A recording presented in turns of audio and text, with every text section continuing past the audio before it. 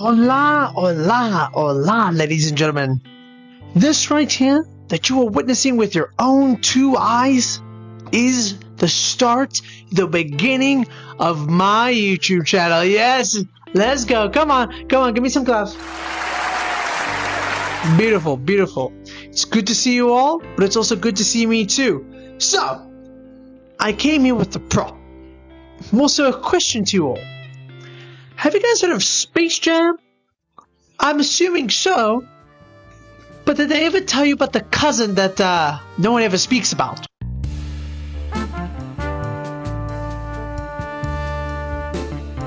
Yes, you heard that right, ladies and gentlemen. Looney Tunes Back in Action, believe it or not, was supposed to be a sequel towards the hit movie Space Jam. But unfortunately, or fortunately, depending on how you feel about Space Jam and this movie, Michael Jordan had turned down the option of doing a second movie, which led to a director named Joe Dante, who actually despised the Space Jam movie, feeling as though the movie didn't capture the likeness and personality of the Looney Tunes characters, which led to many pitches to create a new sequel without Michael Jordan, one of which being the big one to create a new movie called Spy Jam, which was about to be starred by Jackie Chan.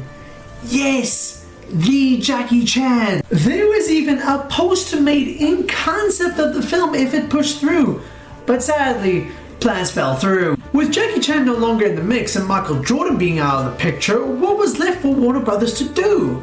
Well, they still wanted to keep the spy theme of the movie, and they probably thought to themselves, who could really excel at being the main character of a cheesy and goofy movie? Well then, that's when you're just slapping a good old Brendan Fraser into the mix, and thus begins the review that I bring you today, folks.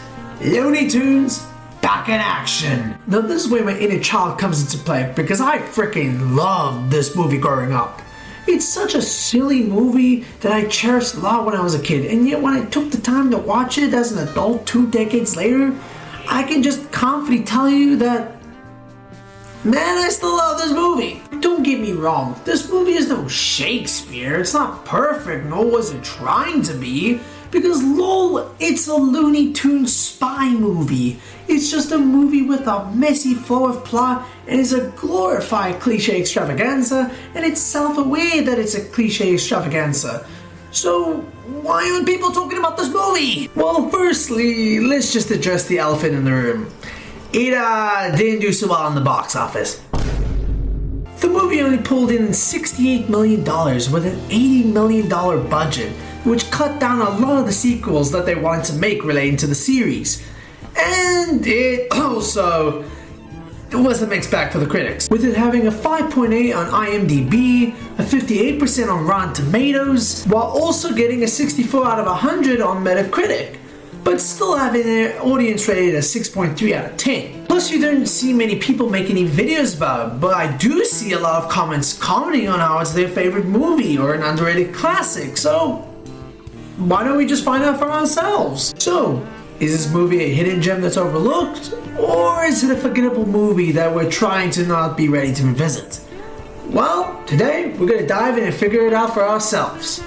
And I promise you, this review won't be left with any of my biasness.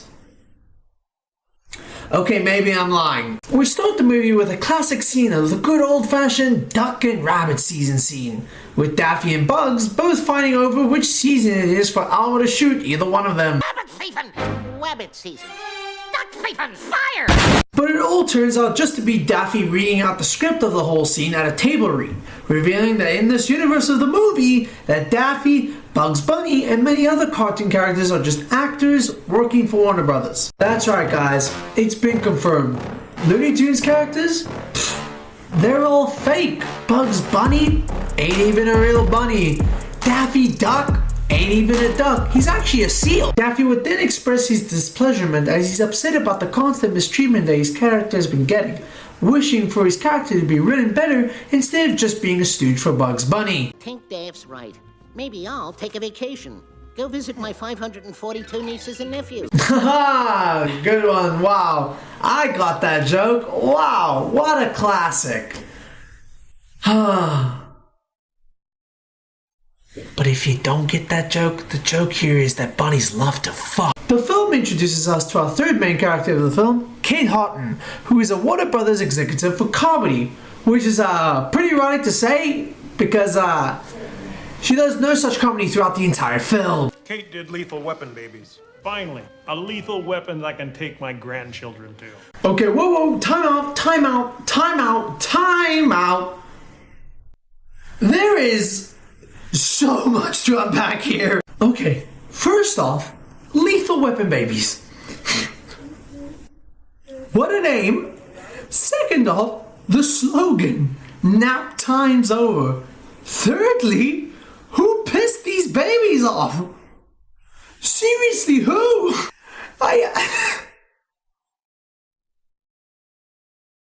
I just want to know the context of everything. Like, where'd they get just angry, pissed off babies just to make this poster? Okay, real or not? Okay, not real, but like, how? Also, it's rated PG-17. Children strongly cautioned. What? You guys think that this is what Boss Baby was supposed to be? Kate would then fire Daffy and then ask our fourth main character of the film, DJ. He's an inspiring stuntman and we're also working around as a security guard, being ordered to escort Daffy out of the building. And we're led to this really forced love interest scene. You drive a red 1988 Alfa Romeo. I know this because you nearly ran me over last week. He literally admits to this woman nearly running him over last week. And how does this woman react? Oh, DJ, you're so pretty. Oh, I really like your eyebrows, man. He's so sweet. Oh, he's so handsome. Like no woman, you literally almost ran a man over. So Daffy gets away with DJ trying his best to catch him, and it leads to some really fun, wacky hijinks. That's Inspector. Okay, not everything about this movie has aged well. So as the ensuing chase continues, it's all led up to DJ climbing up to the top of the building to then die? Wow. That's right, guys. 6 minutes into this film, and Daffy Duck is already an established killer. He literally just ended a man who was trying to do his job. Hashtag cancel Daffy. Hashtag RIP to my boy DJ. Okay, I was lying. He didn't actually die, but that was still attempted murder. So then DJ finally catches up to Daffy, who tries to escape in a Batmobile, as you do. But with Daffy starting up the car and nobody else to attend it, the Batmobile would then end up driving by itself and it crashing into the water tower. But we're gonna chase a bit back and watch the lead up to this moment. Because watch how sadistic Daffy becomes for this movie. Feeling pretty good about yourself? I am. You bested that dastardly duck? I did.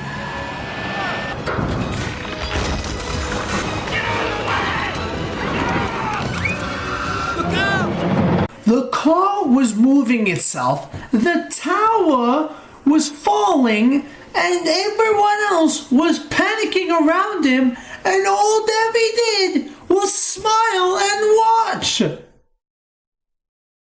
He said nothing at all, and just let everyone go into hell. What?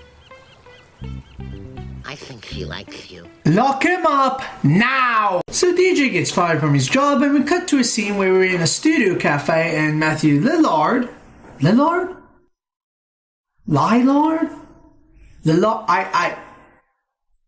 I can't spell it. Look, the gist of it is, he's the guy that plays the live action version of Shaggy in the Scooby-Doo films.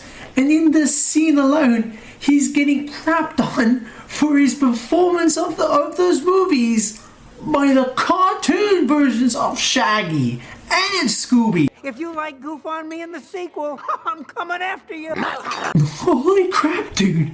Was his performance that bad? Like, hear me out. Imagine having such a bad performance according to Shaggy, then you've led Shaggy to be pissed off with you. When have you ever seen Shaggy being pissed off?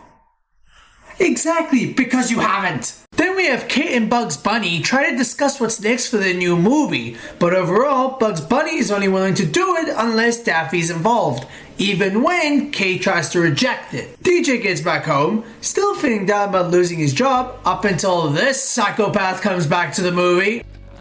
Guess who? So did you miss me? No.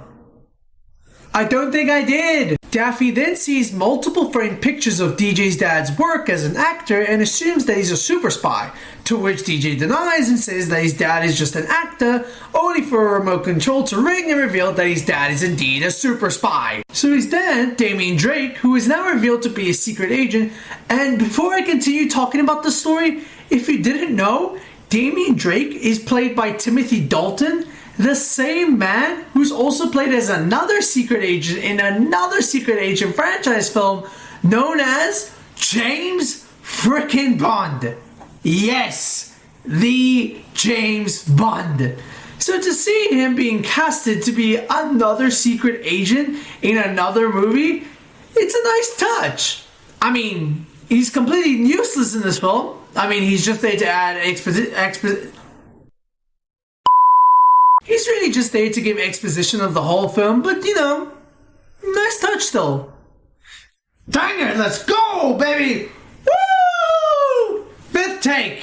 So like I just mentioned, Damian Drake, who is busy kicking some bad guy ass in the background right now, gives the whole plot of the movie towards his son DJ, assigning him on a mission to travel to Las Vegas and alert his friend Dusty Tails to find what's called the Blue Monkey. Why'd I say it like that?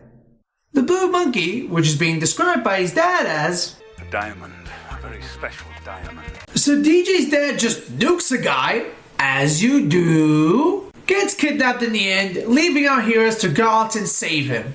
Now you would think with Daffy watching someone go through such a traumatic process in just a few moments, DJ finding out that his dad is a secret agent, DJ being tasked by his own dad to go to Las Vegas to go find someone, to go find this blue monkey, and now he had to witness his own dad getting kidnapped. Like, you would feel that Daffy would feel somewhat remorse over the fact. Diamond? I'm rich. Did we expect much from him? No. I gotta go save my dad. Oh, yeah, your dad, yeah. He's literally showing no sympathy. The monster. The audacity of this absolute little fuck. So DJ and Daffy go into the garage to prepare their journey, and Daffy continues to berate DJ into believing that his dad has a spy car, to which DJ denies by responding to Daffy with this. Oh, thank you, DJ. Oh, thank you, DJ. So as the duo leaves the garage, sorry, DJ, just one more punch. Ah, thank you. And as the gates to the garage close, this happens. Okay, but how does that work? Like, is there a switch to figure out which car you want? Or do you have to take one car out in order to get the other car to open? Because if so, that's stupid. Like, spy-wise, that's just time-consuming. Because if you're a spy, why would you add a feature where you would have to drive one car out of the garage in order to take the other car out? Damien, please! Fix a garage, man! We're now taken to a theater where Bugs Bunny is rehearsing his lines with Elmer, but quickly realizes how much this movie really needs Daffy. See, I told you this wasn't gonna work. Warner Brothers then fires Kate for firing Daffy, but luckily Kate was able to make an agreement where she has to get Daffy back into the movie By Monday. Then there's a car scene with DJ and Daffy, and they have this really weird fourth wall breaking scene where DJ, who is played by Brendan Fraser, talks about doing stuntman work for an actor named Brendan Fraser and stopped working for him because the real actor Brendan Fraser wanted to do his own stunt work. Did you see those mummy movies? I'm in them more than Brendan Fraser is. One day he decides to say, no, the Brenmaster does all his own stunts. This is a scene to take a jab at himself because Brendan has confirmed that he does his own stunts, which is just... It's a scene. I don't know what to say to this. Anyways, Bugs Bunny then calls Daffy to let him know that he can get his old job back, but Daffy then reveals that he has no interest in that and that he's going to go to Las Vegas to find the blue monkey. Okay, I really don't know why I keep doing that. I'm sorry. We then see a satellite catching the conversation that Daffy and Bugs Bunny are having, transferring the footage to be watched by Bill Goldberg! Woo! What? Oh my gosh. Yes. I finally have an excuse to talk about this to someone. Okay, so if you didn't know, in short, Bill Goldberg is mostly known for his work as a professional wrestler, becoming famous for doing stuff like this. Pretty neat, huh? But after parting ways with the WWE in 2004, Goldberg decided to take his talents into acting, and in 2005, Goldberg was given the main role of the Christmas movie Santa's Sleigh, a movie made in 2005 where he was the main villain, playing Santa, and he was a murderer. Lovely stuff, eh? And it brings this up exactly because in that movie is where Goldberg actually meets his wife Wanda, who was a stunt woman in the movie. And you wanna know in what scene they exactly met in?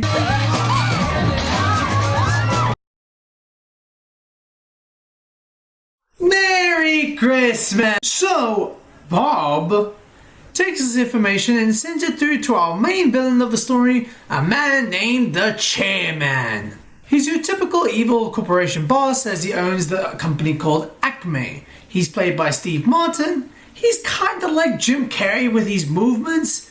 He's just an unserious villain and he just walks around like a cartoon character. Well, and be sure and use the laugh, because I like the laugh, don't you? And what is your name? So the chairman finds out that Damien Drake's son DJ is going after the blue monkey and his whole mission is to stop that from happening. What about the duck? Extra crispy. Kate then goes to DJ's house but finds the door already open, leaving her to look around and investigate the house, only to then just end up finding Bugs Bunny using DJ's bathroom. But they do the scene in a way where they do a one-to-one recreation of the shower scene from Psycho.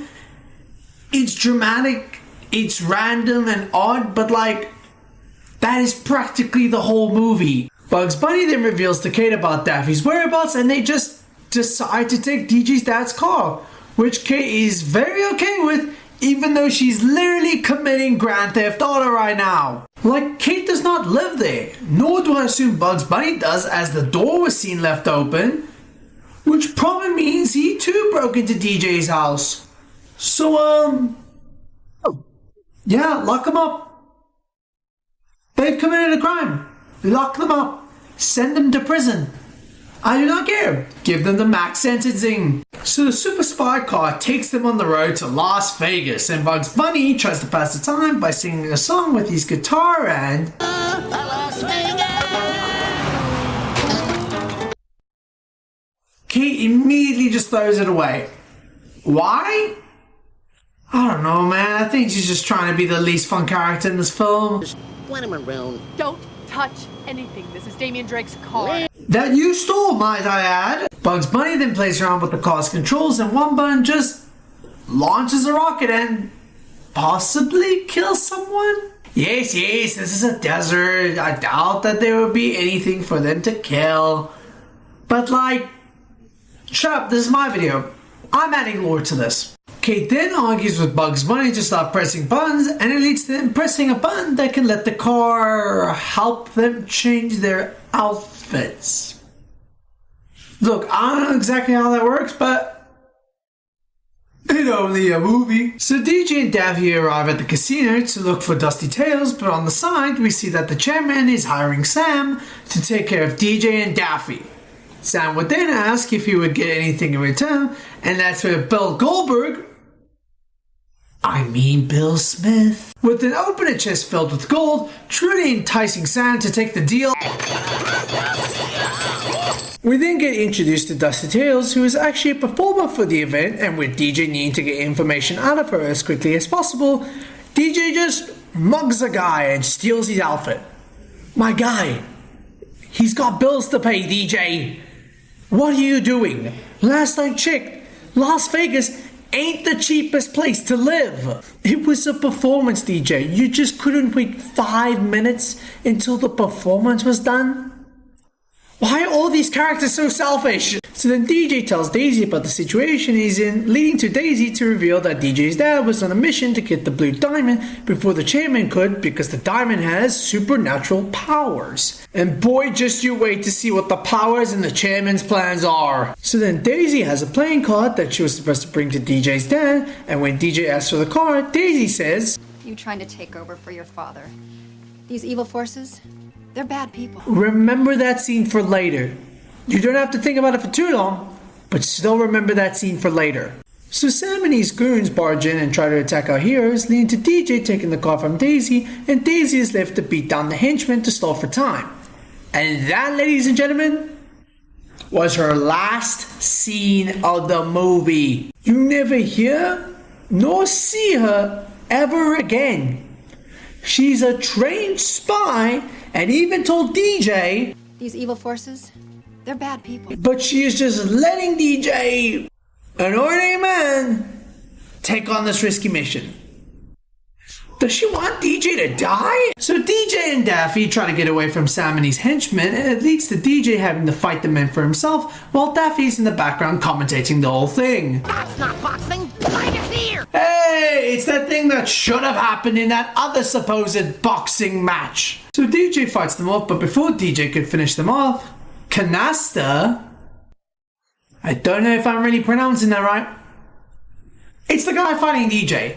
So the one fighting DJ takes the card for himself, and both men have a clash to see who gets the card. Up until the card gets thrown out of their sights, DJ hands the guy down, but with the card flying away, DJ must question what he can do now. After it, stunt boy. Daffy is literally a psychopath. Oh my gosh. Cartoon this, cartoon that, I don't care. Give him the full sentence. Daffy is so selfish and literally pressures DJ to do his own dirty work, to the point where he's literally demanding DJ to just jump. I don't care if DJ has done stunt work. It's no excuse. Daffy literally cares for no one other than himself. Hashtag please cancel Daffy, pretty please. So the card gets flown inside a card betting machine, and now it becomes a game between DJ and Sam to find the playing card, which consists a lot of Hit me. Hit me. Hit me. Hit me. Hit me. Hit me. Hit me. Hit me. Hit me. Hit me. So DJ gets his car back, leaving him and Daffy to get back in their car and make their formidable escape. Or that happens. So DJ and Daffy make the run for it, and here's a sad but funny fact. But like I mentioned in the beginning, there were many ideas tossed around on what the new Space Jam sequel could be, one being Space Jam, but I didn't mention the other sequel that was potentially planned, and that was to have NASCAR driver Jeff Gordon star in his own movie called Race Jam. But when plans fell through, and this movie was created, Looney Tunes Back in Action had Jeff Gordon go from potentially starring in his own movie as the main character to then only getting 16 seconds as a cameo, only saying 11 words, and having his car get stolen. What a sad turn of events for him. We then go back to Kate and Bugs Bunny in their spy car, in which Kate is all like, 42 casinos in Las Vegas. We are never going to find that duck. They indeed found that duck. DJ then sees Daffy getting crushed by a car, and after fixing Daffy, DJ just asks the driver, aka Kate, the driver herself, out of the car. Only to then realize it was actually Kate that he was telling this to. In which, if you think about it, had it not been Kate, DJ would have attempted Grand Theft Auto and steal a random stranger's car. Why is this movie so big on stealing cars? So DJ gets in the car and thus begins a little car chase scene between him trying to escape from Sam and his goons, with one of Sam's goons even threatening to hit him straight up with dynamite, as you do. And then DJ does his stunt where he just drives backwards through traffic without a single dent. And yet for some reason, in a wacky cartoon live action movie, that scene alone made me go, yeah, no, that's not realistic enough. The chase then takes both cars driving towards an alleyway that reaches a dead end, seemingly hinting that our car-stealing heroes are about to reach their breaking point. Out of fear, Daffy just says the word mother, and the car just goes, Taking you to mother. and the car just gets a rocket boost and wings, and they just manage to escape in time, leading Sam and his gang to crash into the casino, leading to Sam getting electrocuted, then bombed the hell out with dynamites, and presumably goes to space. I wanted to say he fell to his death, but he just ends up being alive a few scenes later. Because lol, Looney Tunes characters are apparently immortal.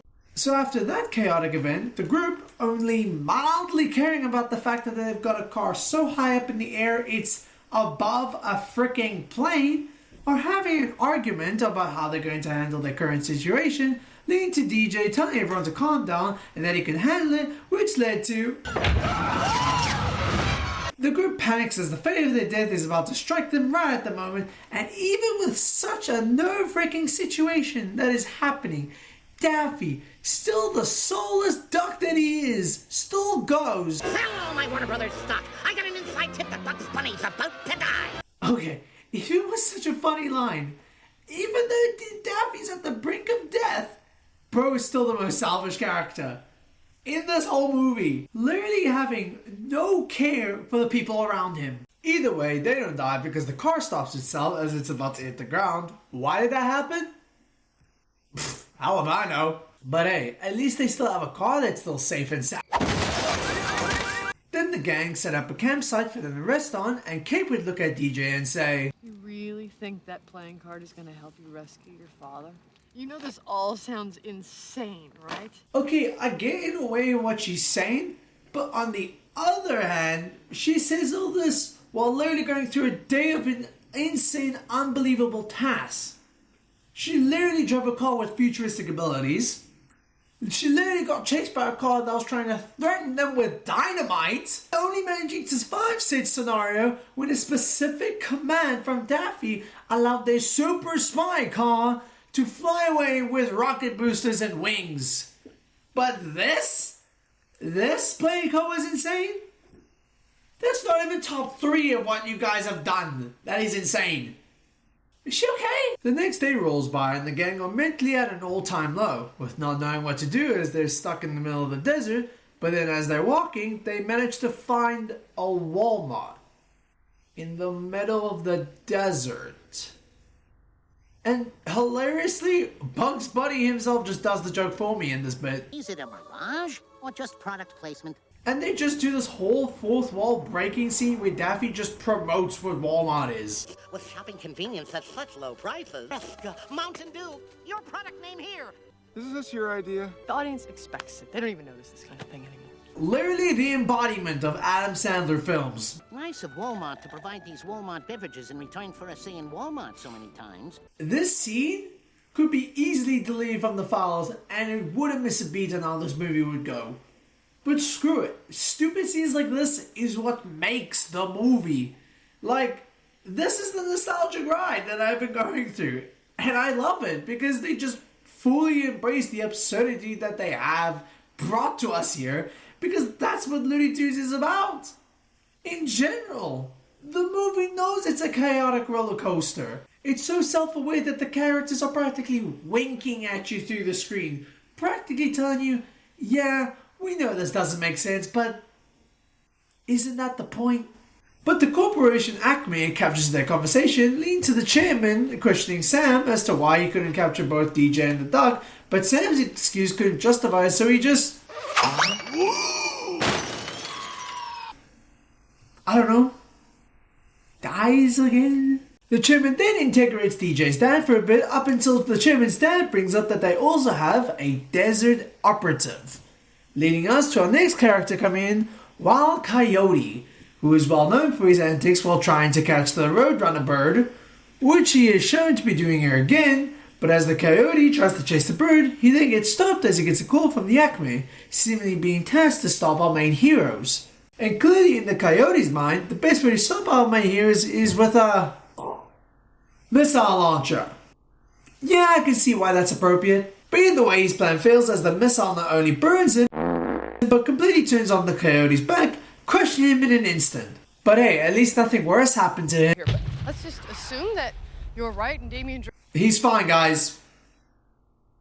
Cartoon characters are immortal. Trust your instinct. Oh, except for the water tower, the Batmobile, the rubble known as Las Vegas. Do I need to say more? He literally just listed 2 things that he did himself.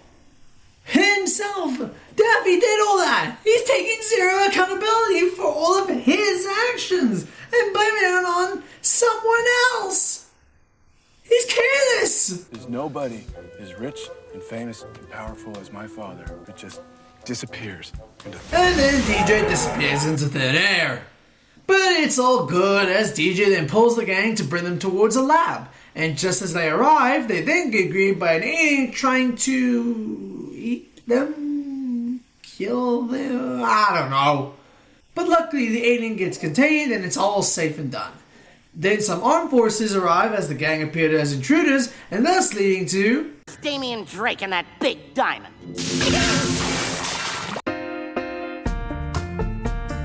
We were then introduced by a woman named Mother, the same name that was brought up by the car early in the scene. So then Bugs Bunny then questions if they're in Area 51, but then Mother reveals that Area 51 is just a fantasy they made up to hide the true facilities, which is called Area 52. Area 51 is actually a paranoid fantasy we concocted to hide the true identity. which is Area 52. Which makes no sense, but screw it, we ball. We then see the chairman sending a call to our next character, Marvin the Martian, who's stuck in Area 52 but was given the same task as the chairman gave the rest before. Try and get the playing card and when I say destroy the duck, I mean kill him viciously and painfully. is it bad that I'm kind of on their side now? So then DJ asks Mother about the blue monkey, leading to Mother opening her robot to find a tape that explains everything about the blue monkey. But as she does so, you can see there's a tape named Moon Landing Dress Rehearsal, which is pretty silly and stupid, but it's now making me ask too many questions.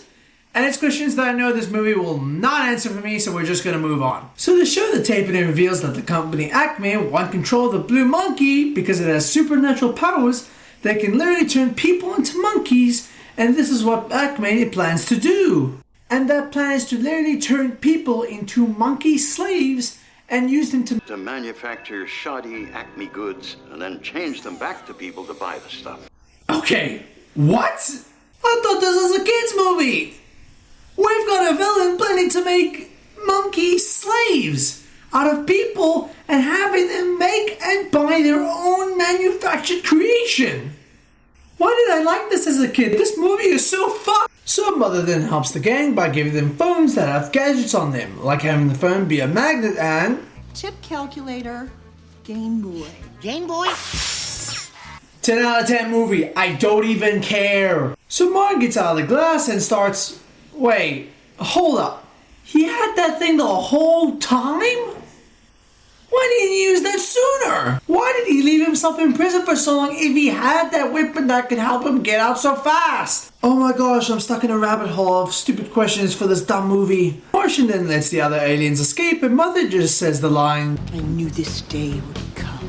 and then she would proceed to press an emergency button called push only in case this day would come. Which is so stupid.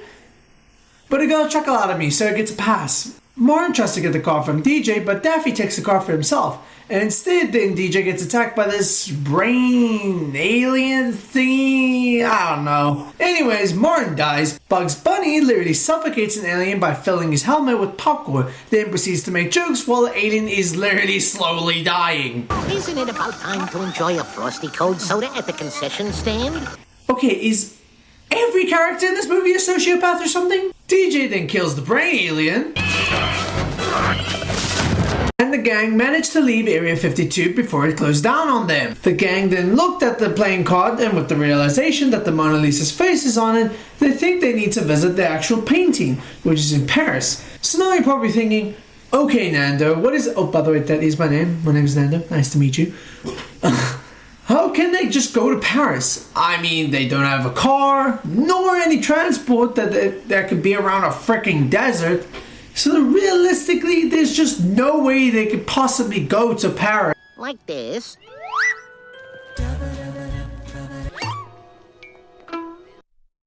Yeah, sure. You can do that too. So the gang, miraculously, gets to Paris to view the Mona Lisa painting. And while observing the painting, they realize that the playing card actually has a viewing window, and this is what helps them find clues within the painting. Wow. Oh my gosh, no! No! We are not showing that! I have no clue if I can even show you guys that!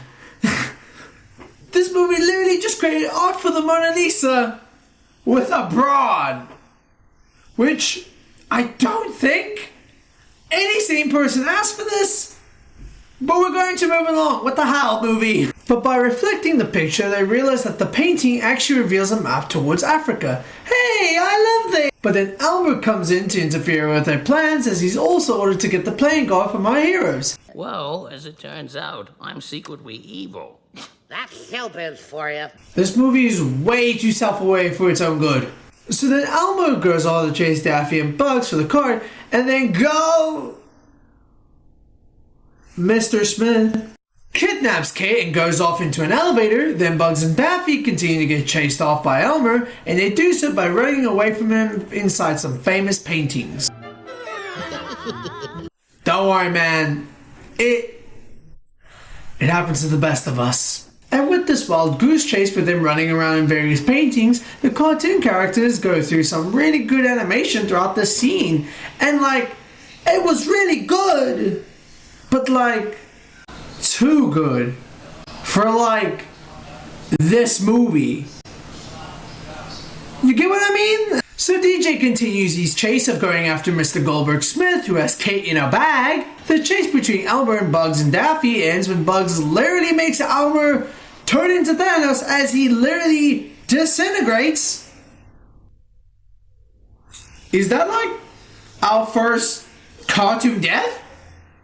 Can we finally count that? Can we? That's our first. I'm counting. It's my video. That is our first proper death.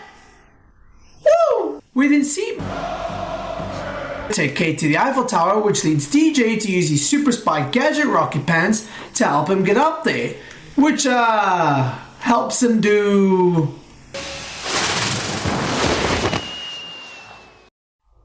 absolutely nothing. And then the three bears show up and laugh at DJ for not having any pants, which just leads to DJ. You. Huh? I just want your pants! Yeah, he just mugged someone's pants. Bro mugged a bear for pants. This is the bear in the next shot. What did you do to him, DJ? Mr. Smith is now waiting at the top of the helicopter, which is piloted by a beaky buzzard. Which now adds to another plethora of questions that I just know this movie won't answer me for. Because, in this universe, do animals actually have the right to get licenses for vehicles?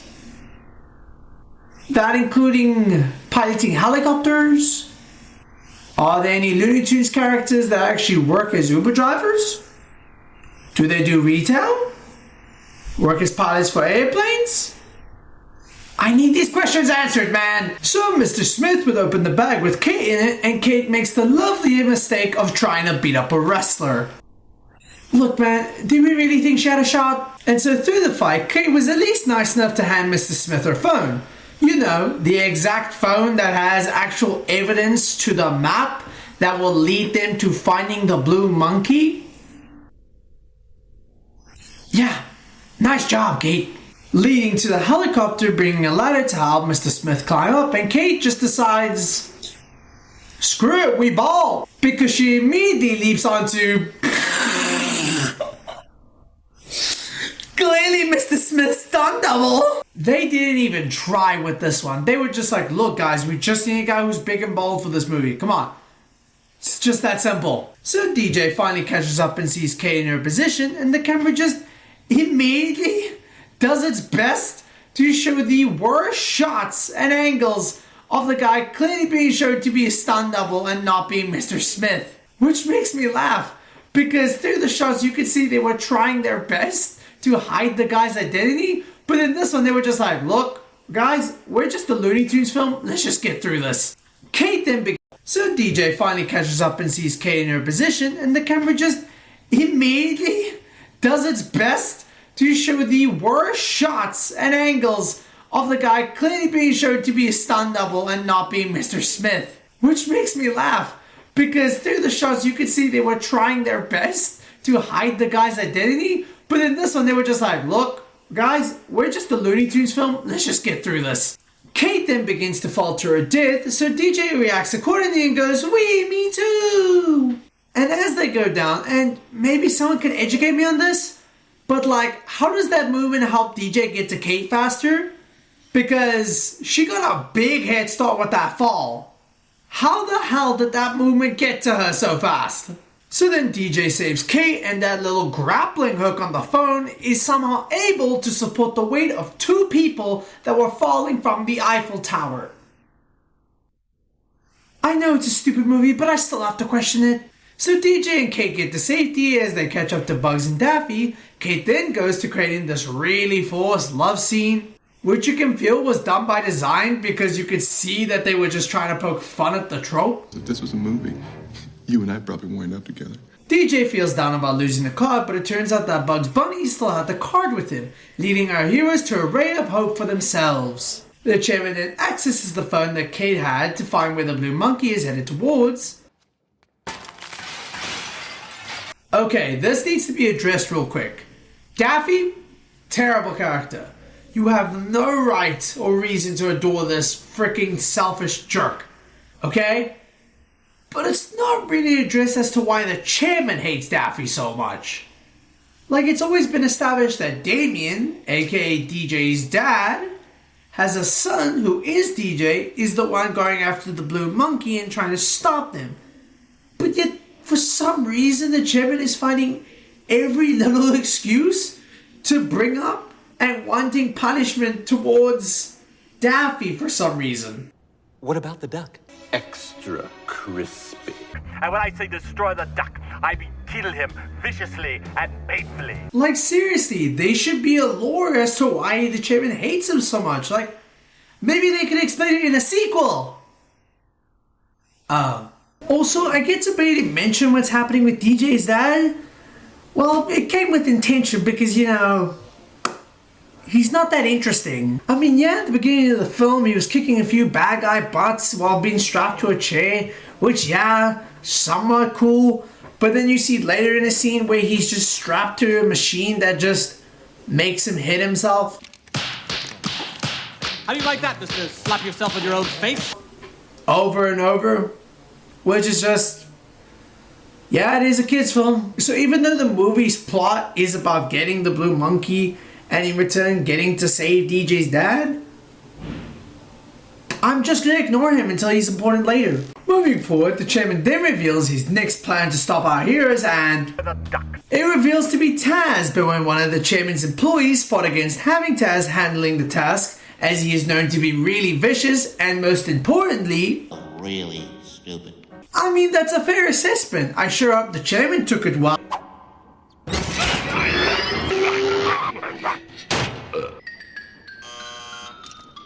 Withdraw my objection. Yeah, I see why that's fair. So then our heroes finally make it to Africa, but as they're looking for the blue diamond, for some reason, Granny, of all things possible in this movie, coincidentally arrives in Africa at the same time as our heroes, even offering them a ride towards their destination. Sure was a lucky coincidence, you showing up just now. Yes, wasn't it? I sure hope that is not foreshadowing anything. Also, small thing, but as the gang are riding in the elephant, there's some colorful birds that fly around together around our heroes, and then Sylvester the cat makes a line regarding that the birds are his lunch. I've discovered my lunch. So then the birds just start attacking Sylvester, and then Tweety just goes, Away, freedom! They then show a compilation of the gang trying to travel towards the temple, and as the heroes arrive at the temple, they realize the path is not open for them to get through, leading to Daffy taking a small monkey piece on a podium, freaking the gang out as the podium began to start falling down. Where is my humongous rock? Do that again. And again. One more time. And finally, I'm kidding, do it one more time. Kate then realizes that the monkey piece could lead to a puzzle piece of some sort, but placing the piece leads to Dart shooting up the gang, and DJ is so funny because I don't believe for 1 second that not one arrow shot at him. Where did he learn such a specific defense trick where he was able to dodge unpredictable arrow shots coming right at him from both sides? Where did he learn such a technique? But Kate manages to solve the puzzle and lead a bridge to open for them, and thus leading to a blue monkey being revealed to us. Daffy then tries to get the blue monkey for himself, but DJ stops him and he just, well, leads to this. Dad, this is for you. DJ then turns into a monkey, and Daffy, holy crap, this man is a menace, because he could not care for DJ 1 bit. Why, DJ? Why you? Why wasn't it me? Well, gotta go. Bank closes at 5. So Bugs tells to change DJ back, to which Daffy obliges, but then Granny, Sylvester, and Tweety come out to reveal themselves as the chairman, Mr. Smith, and Taz. And if you're going to ask how Mr. Smith can fit in a skinny cat and Taz as a small freaking bird in a small cage, please just remember what we're watching. Then we get to this really questionable, chaotic scene. Well, chaotic is a bit dramatic, but still questionable to say the least. And it's where DJ says he knew that it was the chairman under the disguise. So then the chairman then argues that he's not actually the chairman, and then he does this subtle Star Wars reference with the chairman changing into DJ's dad and saying, I'm actually your father. Which is, wait, what? And then DJ is in shock. He can't believe if this is all true. To which DJ's dad then says, You're right, it isn't.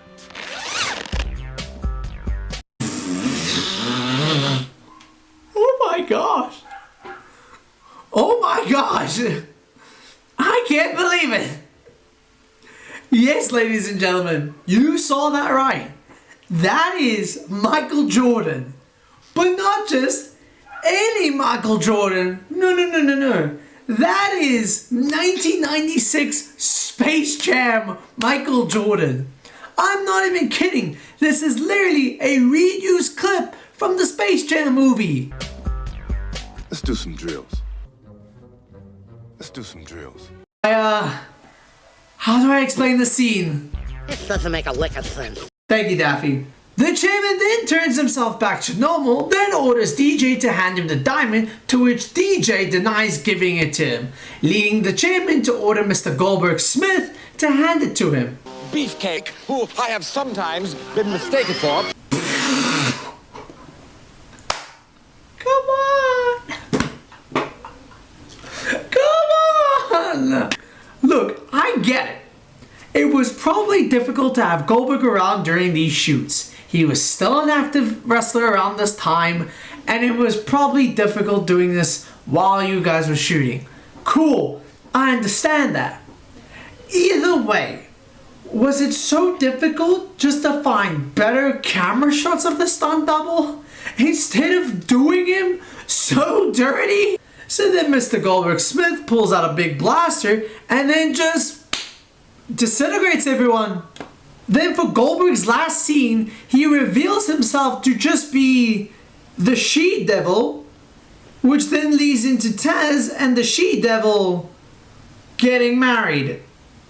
Listen man, I've got no jokes for this. We're near the end of this movie, so let's just move on. So then the chairman and our heroes didn't actually get disintegrate. They all just got transported to the Acme Corporation with some questionable side effects. Then when that was sorted, DJ, with all of his frustration, goes for the opportunity to attack the man that kidnapped his father, and then for some reason just locks the chairman in a full Nelson lock. Like why? Just hit him over with the head with the blue diamond? Why are you wrestling him? Which I understand why it leads to the chairman to reveal that DJ's dad is in danger, but like, who would realistically do that? So with that, the chairman gets henchmen to constrain DJ from attacking him again, and you just know that one of these guys played Mr. Smith's stunt doubles, and the chairman reveals that they've trapped his dad in a trail of TNT while also waiting a train that will run over him, which is a bit of an overkill, but okay. But in exchange for his dad's life, the chairman asks for the blue monkey, to which DJ obliges, and then when DJ asks for his dad to be released, the chairman just goes, "Oh, he's waiting for a train." What? Okay, the chairman is a sick man. But at least he's honest about it. Oh, and also, just one little thing. Why is DJ the only hero trying to stop him? Kate, you've been standing there for this whole time and have done nothing in this movie. Could you, like, not try? So then the chairman orders Mon the Martian, I guess he's alive, to take the blue monkey and send it over to the satellite, thus leading to Bugs and Daffy chasing after him while Kate... Man, she's so useless. So Daffy and Bugs chase after Martian with spaceships, and they have some Mario Kart racing scene where both of them are just bumping into each other and using special effects to give each other a disadvantage towards heading to the satellite. Very goofy, but I love it. The chairman then explains he's going to get Mon to put the blue monkey into the satellite so that everyone in the world except for him would turn into a monkey, and then escort our heroes away with Mr. Smith's stunt doubles. But that's not before the chairman looks at Kate and believes that she's trying to hit on him. I know I'm hot. But then the chairman actually rejects Kate in preference for this really dramatic reveal for this. I prefer marriage. Why did they do a dramatic reveal like that? So the chairman shields himself and Marion their monkey shield and escorts the heroes away. Back in space, Mon is close to the satellite, but then Bugs and Daffy completely troll him by convincing Mon to open his own ship, which led to Mon escorting himself out of his own ship. But yet Martin, who, let me remind you, his ship is right next to Daffy and Bugs, but yet somehow was able to get below and hold on to Bugs and Daffy's ship. This is just a cartoon, this is just a cartoon, this is just a cartoon. We then see DJ and Kate trapped in a warehouse, and during that, DJ begins to hear his own dad's voice and begins questioning if it's all in his head. You've just got to set your mind to it. Hearing my dad's voice in my head. I'm down here, son. How did they not know? They could literally see him from up there. How blind do you have to be? Like, to not glance around the area and not notice a man literally positioned on the train tracks whilst being surrounded by dynamite. And the wild thing is, it took DJ to figure it out. Kate still does nothing. She's just there, adding zero support to helping herself nor her friends. So upon noticing that, Kate and DJ immediately, and I literally mean literally as they just do this so quickly, untie themselves from their trap to the point where they even acknowledge it. That was too easy. It's like 10 minutes left of the film. You can just tell they're just trying to wrap things up. But upon DJ and Kate escaping, we see a box crush in front of them, and the little metal parts just connect to each other to form a dog. A robot dog. You know how I always wanted a dog? Yeah? I just got one. Okay, Brendan Fraser. That man was always a part of my childhood growing up. Always being stuck doing the cheesiest movies like this and always being paid to say the cheesiest lines that you could ever think of in your head. But yet for some reason, he has that skill where it's like, it's so bad it's good. It's so bad it's good because it's Brendan Fraser saying it. Like, you get what I mean? Moving back to space, Bugs gets confronted by Martin for tricking him, which leads both of them to enter in, well, what was already foreshadowed in the beginning of this interaction. What's up, Darth? You should already know where this is going. This means war. We cut back to the dog kicking DJ's ass, with Kate doing her absolute best at doing nothing. Okay, look, the less we talk about her, the more we don't have to get angry with her for doing absolutely nothing. Daffy then sees Bugs in his position, scared and unable to figure out what to do, but then he realizes he could turn into a superhero form, that being Duck Dodgers, to help save the day. But after some technical issues... To the rescue, Dodgers! Duck. Daffy flies into his proper form as Duck Dodgers, then going back to where the humans are, the dog is now chasing after Kate, but after some quick thinking from DJ, he would then climb up and leave a hook on the dog to stop it in its tracks, leaving DJ with all the opportunity to go out there to save his dad, but as he tries to do so... No. Roll the tape. So let's just see here. Yeah, no, they're dead. They're dead. They both should be dead. With that timing and positioning, there is no possible way for DJ to go jump on top of the dad and somehow drag him and himself out of the train in time. I guess humans are just as immortal as the cartoon characters. So the train doesn't kill them, and it leads to the coyote that was running the train to, well, die. They're immortal, I guess he'll be fine. In the next scene, the satellite is ready to take the diamond for use. Martin manages to capture Bugs in a bubble while trapping Daffy with the electric pillars. Oh, this can't be good. But as the satellite gets ready to zap the world with the diamond monkey's powers, Daffy would then throw his beak at the satellite, inhaling his mouth to take it and engulf the entire blast. Bugs manages to get himself free while also trapping Martin in his own bubble, and with Daffy's beak stopping most of the attack, it then causes the satellite to go into complete overload and be destroyed. Daffy then saves Bugs Bunny, and yet one of the blasts that got through Daffy's beak goes through to Earth and zaps right into the chairman, turning him into a monkey himself. Checkmate, Mr. Chairman. You're going down. Wait, where the hell did he get monkey-sized handcuffs? How does he have that lying around?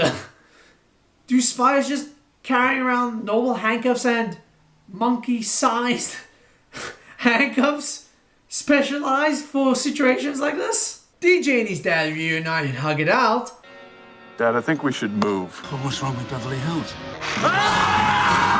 Bugs and Daffy come out of the spaceship relatively safe, as immortals do, and everyone cheers on Daffy for saving the day. Then we cut to DJ, Kate and DJ's dad walking together, and it leads to this really surprising and hilarious line that came from Kate herself. I'm a really big fan of your son. That was so unexpected, yet so hilarious, and it's probably Kate's most highlighted moment throughout this entire movie. Like, she just sucked the whole way through, but this ending sort of made up for it. But as it turns back to Daffy and Bugs, Daffy would then gloat and say, Achieve your goal of getting me back in your stupid movie. Yep, it was a movie within a movie this whole time. I don't know how to feel about it, but it's whatever. We then cut to the scene of DJ meeting up with Brendan Fraser. Say, you remember me? I threatened your manliness and you got me fired? Oh, I know you. You must be someone that I got fired. See, I get a lot of people fired. And then DJ punches himself, practically. Bugs and Daffy come to a truce to become equal partners with each other. Daffy gets crushed, amen, and Porky's stuttering prevents him from ending the movie, which leads to the camera crew just cutting him off. The poor guy, what did he do? And cut to credits. Wow, that was a lot to go through. But either way, I still had fun. This was still enjoyable to watch when I was a kid, then watching it back now as an adult. This is literally a dumb movie that knows it's a dumb movie, so it just crosses all the barriers to show that it is. But that's just the beauty of it. This is no perfect 10 out of 10 by any means, but I believe it's so underrated and so overlooked when it comes to the Looney Tunes films. So yeah, that's all for me, guys. I'm very tired.